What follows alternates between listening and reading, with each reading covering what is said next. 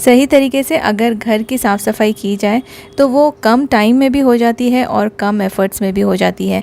शुरू में जब मैं क्लीनिंग किया करती थी ना, तो मैं बहुत सारी मिस्टेक्स करती थी और मुझे ऐसा लगता था ये भी साफ़ कर लो, वो भी साफ़ कर लो, और ऐसे में ना कुछ भी साफ़ नहीं होता था और बहुत सारी चीज़ें ऐसे ही गंदी रह जाती थी। कभी इस साइड में साफ़ कर रहे हैं तो कभी शेल्फ़ गंदा दिख रहा है, ऐसा लग रहा है कि उसको पहले साफ़ कर लें, या फिर कुछ चीज़ें नीचे पड़ी हुई है उसको उठा लें। तो इस तरह से ना साफ़ सफाई में बहुत डिफ़िकल्टी हो जाती है और आपका कोई भी एरिया क्लीन नहीं हो पाएगा। तो जब भी आप साफ़ सफाई करें ना, तो कुछ रूल्स फॉलो कीजिए और सही तरीके से कीजिए। आज मैं कुछ अपने बहुत ही फेवरेट क्लीनिंग स्टेप्स आपके साथ शेयर करूँगी। आई रियली होप कि आपको ये काम आएंगे, और अगर अच्छे लगे तो मुझे ज़रूर कमेंट करके बताइएगा। इससे आपकी ना क्लीनिंग, चाहे वो किचन की हो, किसी भी रूम की हो, बहुत ही आसान हो जाएगी। तो चलिए स्टार्ट करते हैं। सबसे पहला रूल मैं फ़ॉलो करती हूँ कि जो भी क्लीनिंग की चीज़ें होती हैं ना, चाहे वो ब्रश हो, कपड़ा हो, या फिर स्प्रे बॉटल्स हो, डेटॉल हो, वो मैं सारी चीज़ें एक बास्केट में डालती हूँ और फिर उनको ना मैं एक साथ ही रखती हूँ, ताकि फिर मुझे बार बार यहाँ वहाँ मूव ना होना पड़े। दूसरा जो रूल मैं फ़ॉलो करती हूँ, ऊपर ऊपर जितने भी सामान पड़े ना, उन सबको आप या तो अंदर रख दीजिए, उनकी जगह पर रख दीजिए, या फिर आप उस जगह से उसे उस टाइम के लिए हटा दीजिए जब तक आप क्लीनिंग कर रहे हैं। क्योंकि अगर ये सारी चीज़ें बीच बीच में आती रहेंगी, आप इनको हटाते रहेंगे, तो यहीं पे आपका बहुत सारा समय वेस्ट हो जाएगा। थर्ड जो रूल मैं फ़ॉलो करती हूँ वो ये है कि मैं पूरा का पूरा कमरा, चाहे वो किचन हो, कोई भी रूम हो, मैं एक साथ पूरा रूम नहीं क्लीन करती हूँ। क्योंकि ना ये किसी भी पर्सन के लिए ये पॉसिबल नहीं है। अगर आप अकेले क्लीनिंग कर रहे हैं तो ये तो बिल्कुल इम्पॉसिबल है कि पूरा का पूरा रूम आप एक ही दिन में क्लीन कर लें, या फिर अगर आपने पूरा एक दिन निकाला हुआ है क्लीनिंग के लिए तो ये पॉसिबल हो सकता है। जैसे ना मैं डेली थोड़ा थोड़ा हर एक एरिया क्लीन करती रहती हूँ। तो आज मैंने अपने किचन का एक पोर्शन क्लीन करने के लिए सोचा है, तो छोटी छोटी चीज़ें मैं क्लीन करूँगी। और जो फोर्थ रूल है, आप सबसे पहले ना ऊपर की क्लीनिंग कीजिए। ऊपर के जो शेल्फ़ रहते हैं, ऊपर के जो कैबिनेट्स रहते हैं, उनको आप क्लीन कर लीजिए, क्योंकि फिर पूरा का पूरा जो डस्ट है वो नीचे गिरेगा और वापस से ना आपको जो नीचे के जो शेल्फ़ हैं या फ्लोर है या नीचे जो भी आपने सामान रखा हुआ है, रैक्स वगैरह, फिर से आपको दोबारा से क्लीन करना पड़ेगा। तो इसलिए सबसे पहले आप ऊपर के ओपन शेल्फ्स अगर हैं तो उनको क्लीन कर लीजिए। अगर आपके यहाँ पे कैबिनेट्स हैं ऊपर, तो उनको सबसे पहले क्लीन कीजिए। ऊपर की सारी सफाई होने के बाद ही आप उसके नीचे की चीज़ें क्लीन कीजिए। जैसे मैंने अभी ऊपर का जो शेल्फ़ है वो क्लीन किया है, और नीचे मेरा डिश वॉशर रखा था, उसमें काफ़ी सारा डस्ट भी गिरा, तो उसको भी मैंने फिर क्लीन किया। लेकिन अगर मैंने नीचे ही क्लीन कर लिया होता तो फिर ऊपर का वापस से डस्ट गिरता और मुझे वापस से नीचे की सफाई करनी पड़ती। तो ये छोटी छोटी बातों का अगर आप ध्यान रखेंगे ना, तो आपका एफ़र्ट बहुत ही कम हो जाएगा और आपका जो क्लीनिंग टाइम है ना, उसमें भी काफ़ी फ़र्क पड़ेगा।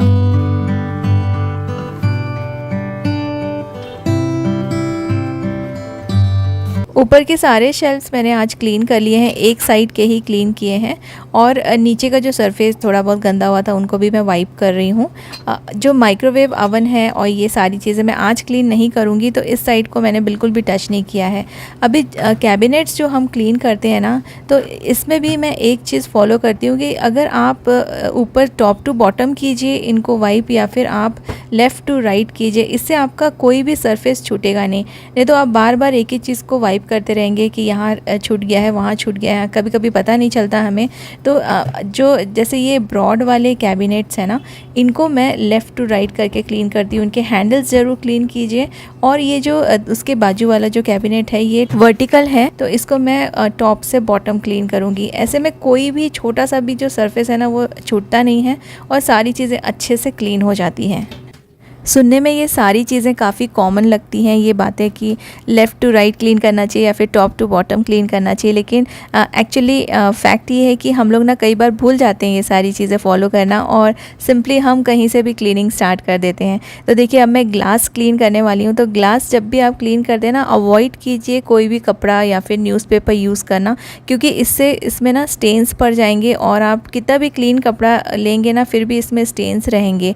तो मैं हमेशा वाइपर यूज़ करती हूँ। थोड़ा सा आप स्प्रे कर दीजिए पानी से या फिर कॉलिन से आप स्प्रे कर दीजिए और फिर आप वाइपर से इसको नीचे की तरफ पानी को वाइप आउट कर दीजिए और फिर नीचे ना आप ये कपड़े से फिर पोंछ सकते हैं।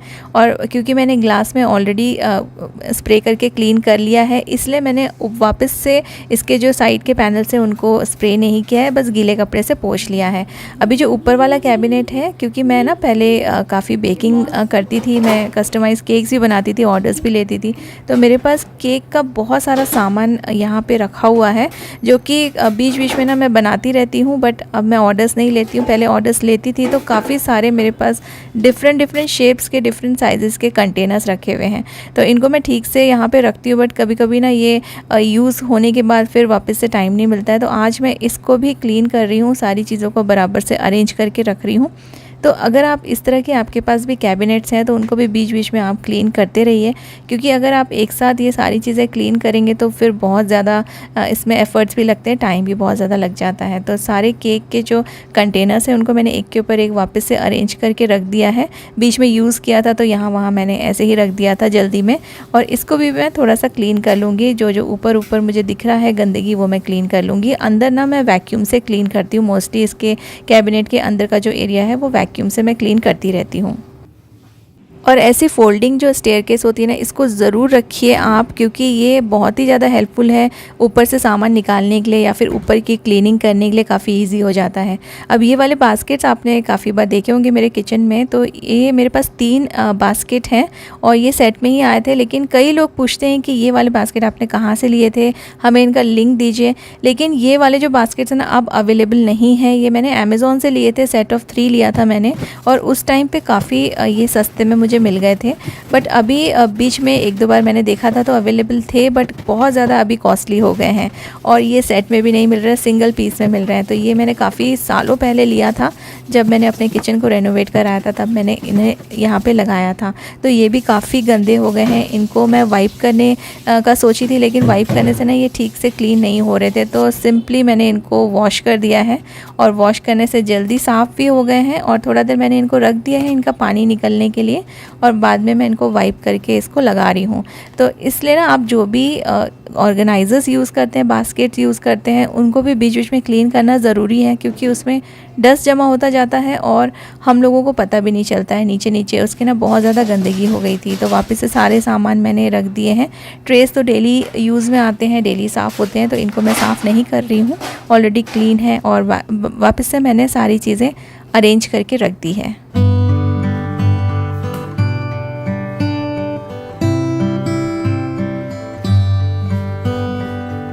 जितना भी मुझे ऊपर का क्लीनिंग करना था, कैबिनेट्स और जो भी चीज़ें मैंने क्लीन की है, अब नीचे फ्लोर गंदा हो गया, तो अब लास्ट मैं यहाँ पे गर्म पानी से मॉपिंग कर दूँगी। मैंने हॉट वाटर लिया है और इसमें मैं डालूँगी थोड़ा सा डेटॉल। मैंने लाइज़ॉल नहीं डाला है, डेटॉल डाल रही हूँ, क्योंकि थोड़ा सा अच्छे से मुझे आज साफ़ करना है फ्लोर।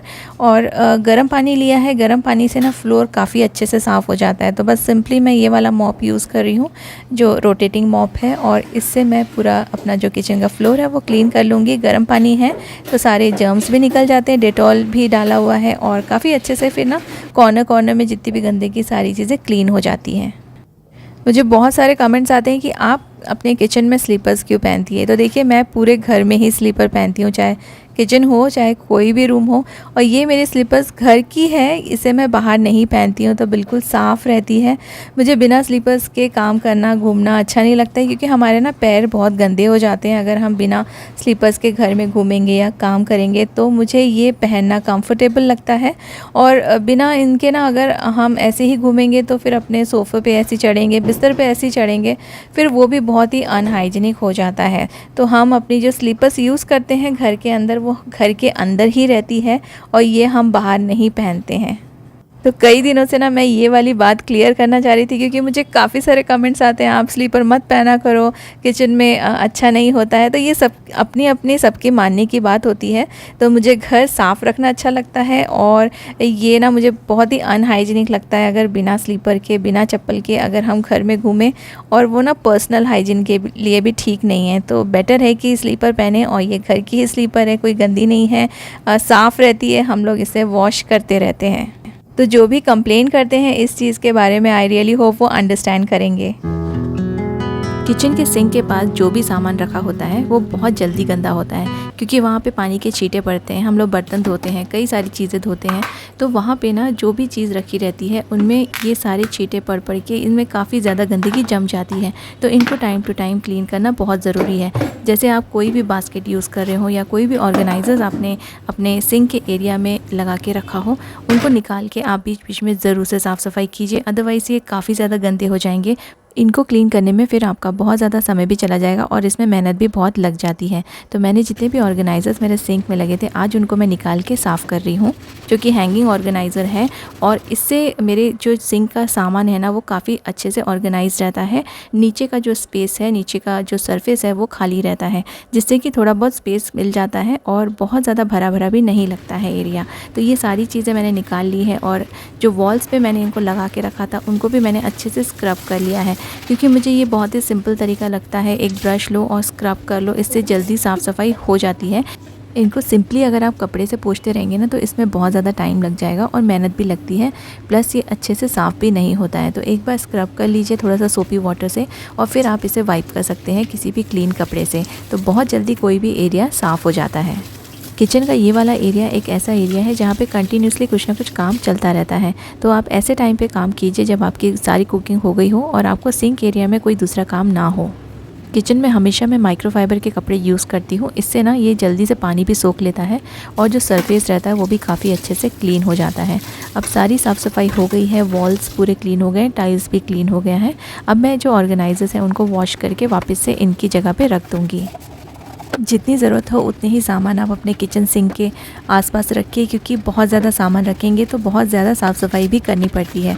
क्योंकि हम लोग बहुत सारे अगर ऑर्गेनाइजर्स यूज़ कर लेंगे, मार्केट में कई सारे अच्छे अच्छे सुंदर सुंदर दिखने वाले ऑर्गेनाइजर्स मिलते हैं, तो हम लोग हमेशा उन्हें अपने किचन के सिंक के एरिया में रख देते हैं, जिससे कि आपका काम बढ़ सकता है। तो अगर आपको ज़रूरत नहीं है तो बहुत सारे ऑर्गेनाइजर्स मत रखिए, जितने भी ज़रूरत है 1 या 2 अगर आपको सफिशेंट है तो उतने ही आप यूज़ कीजिए। इससे आपको साफ़ सफाई में भी आसानी रहेगी और जो जगह है ना वो बहुत ज़्यादा कंजेस्टेड भी नहीं दिखेगी।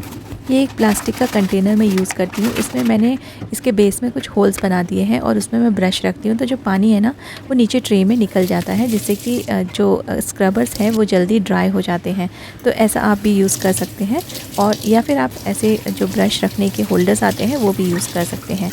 और ये मैंने सोप डिश भी अच्छे से वॉश कर लिया है। सोप का जो ऊपर का जो पोर्शन है ना सोप डिश का, वो भी गंदा हो जाता है, उसे भी साफ़ करने की ज़रूरत पड़ती है। आई रियली होप आपको ये सारी टिप्स मेरी अच्छी लगेंगी क्लीनिंग से रिलेटेड और आपके काम आएगी, तो मुझे बहुत ही अच्छा लगेगा। और ज़रूर से शेयर कीजिएगा मेरे साथ, कमेंट कीजिएगा कि आपको ये सारी टिप्स और हैक्स कैसे लगते हैं जो भी मैं शेयर करती हूँ। Thank you so much for watching.